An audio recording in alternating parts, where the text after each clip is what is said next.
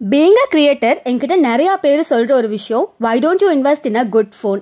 இதை நான் அடிக்கடி கேட்பேன். கிட்டத்தட்ட ஒரு 1 இயரா நிறைய பேர்கிட்ட நான் நல்ல ஃபோன் வாங்கணும் அப்படின்னு சொல்லிட்டு இருந்தேன். சொல்ல போனா லாஸ்ட் இயர் தீபாவளியிலேருந்தே இந்த ஒரு தாட்ல இருந்தேன். பட் என்ன பொறுத்த வரைக்கும் இஎம்ஐ அப்படிங்கிறத விட எமர்ஜென்சி ஃபண்ட் அப்படிங்கிறது தான் ரொம்ப முக்கியம். இவ்வளோ ஃபைனான்ஸ் புக்ஸை படிச்சுட்டு அதை லைஃப்ல அப்ளை பண்ணாமல் இருந்தால் எப்படி? நீங்கள் இப்போ ஒர்க் பண்ணிட்டு இருக்கீங்க, நீங்கள் பண்ணுற வேலை உங்களுக்கு பிடிக்கல, ஒரு லாக்டவுன் மாதிரி ஒரு சுச்சுவேஷன் வருது, இல்லை அந்த ஜாப் உங்களுக்கு போயிருது அப்படின்னா அடுத்த மாதத்தோட எக்ஸ்பென்ஸ் அண்ட் லிவிங் காஸ்ட்டை மேனேஜ் பண்ணுறதுக்கு உங்ககிட்ட எமர்ஜென்சி ஃபண்ட் தான் இருக்கணுமே தவிர நெக்ஸ்ட் மந்த் எப்படி இஎம்ஐயை கட்ட போகிற அப்படிங்கிற அந்த ஒரு கேள்வி உங்களுக்கு வரக்கூடாது. ஸோ ஒரு நல்ல ஃபோனில் இன்வெஸ்ட் பண்ணுறது அப்படிங்கிறது நல்ல விஷயம். பட் என்னோட ஒப்பீனியன் என்ன அப்படின்னா அதை ஃபுல் அமௌண்ட் கொடுத்து வாங்கணும் அப்படிங்கிறது தான். ஸோ ஒரு 2 இயர்ஸாக ஆர்டி அண்ட் சிட் ஃபண்டில் நான் சேவ் பண்ண அமௌண்ட்டில் I bought this phone and I am feeling so happy.